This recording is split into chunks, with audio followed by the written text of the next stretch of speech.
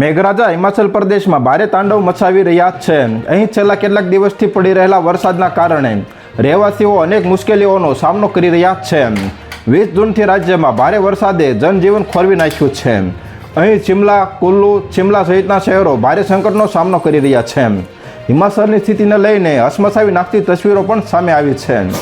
હવામાન વિભાગે ચેતવણી આપી છે કે રાજ્યમાં 8 જુલાઈ સુધી હવામાન ખરાબ રહેશે।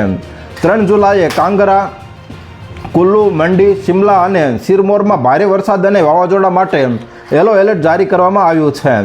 રાજ્ય ઇમરજન્સી ઓપરેશન સેન્ટરના ડેટા અનુસાર 20 જૂનથી અત્યાર સુધીમાં 62 લોકોએ જીવ ગુમાવ્યા છે અને 56 લોકો ગુમ છે।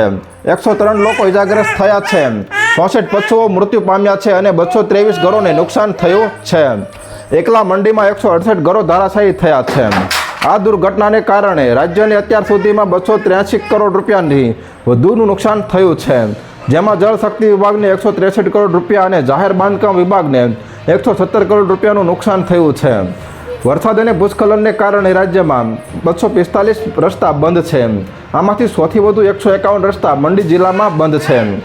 કુલ્લુમાં 37 અને શિમલામાં 27 રસ્તાઓ પર વાહન વ્યવહાર ઠપ છે। રાજ્યમાં 918 ટ્રાન્સફોર્મરને નુકસાન થયું છે।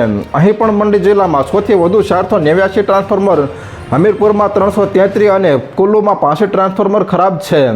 સોમવારે રાત્રે થુના, ગોહર, કારસોગ, ધાર ધારોલ અને પાંડવ શિમલા વિસ્તારમાં વાદળ ફાટવા અને ભૂસ્ખલનની ઘટનાઓ બની હતી। મંડીના ડેપ્યુટી કમિશનર અપૂર્વ દેવગણના જણાવ્યા અનુસાર આ અકસ્માતોમાં અત્યાર સુધીમાં 11 લોકોના મોત થયા છે અને 34 ગુમ છે।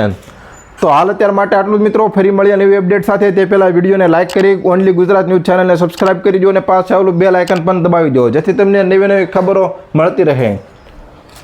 તો હાલ અત્યાર માટે આટલું જ મિત્રો।